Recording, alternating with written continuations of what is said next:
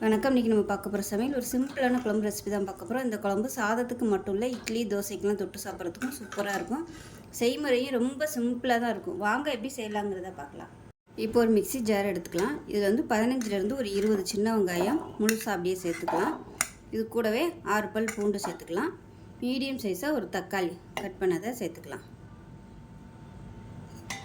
இது கூடவே ஒரு 3 ஸ்பூன் அளவுக்கு துருவன தேங்காய், 1 டேபிள் ஸ்பூன் மிளகாத்தூள்,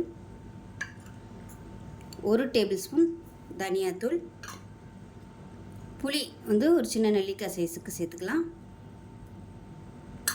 இது கூடவே 1/4 டீஸ்பூன் போல் சீரகம். இப்போ இது எல்லாத்தையுமே நல்லா நைஸாக அரைச்சிக்கலாம்.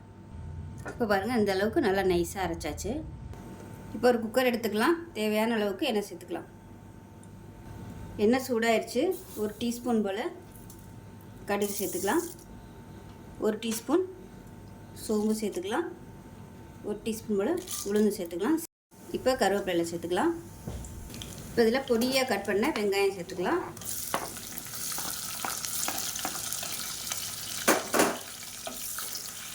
இப்போ இதில் உப்பு கொஞ்சமாக சேர்த்துக்கலாம். இப்போ இதில் பெருங்காயம் சேர்த்துக்கலாம். வெங்காயம் ஓரளவுக்கு கண்ணாடி பதத்துக்கு வந்துடுச்சு. இப்போ இந்த ஸ்டேஜில் நம்ம அரைச்சி வச்சுருக்க இந்த பேஸ்ட்டை சேர்த்துக்கலாம்.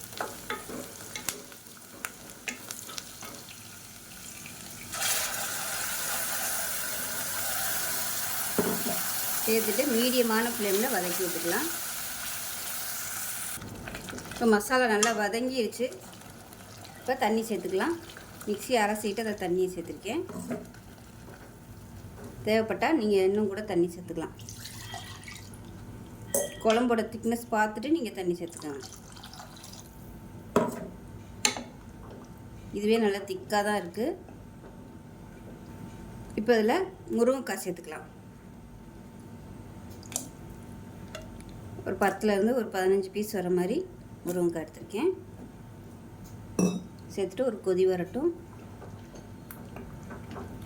இப்போ லேசாக கொதிக்க ஆரம்பிச்சிருச்சு. இப்போ மூடி வச்சிடலாம். மூடி வச்சுட்டு இருக்குன்னு பார்க்கலாம்.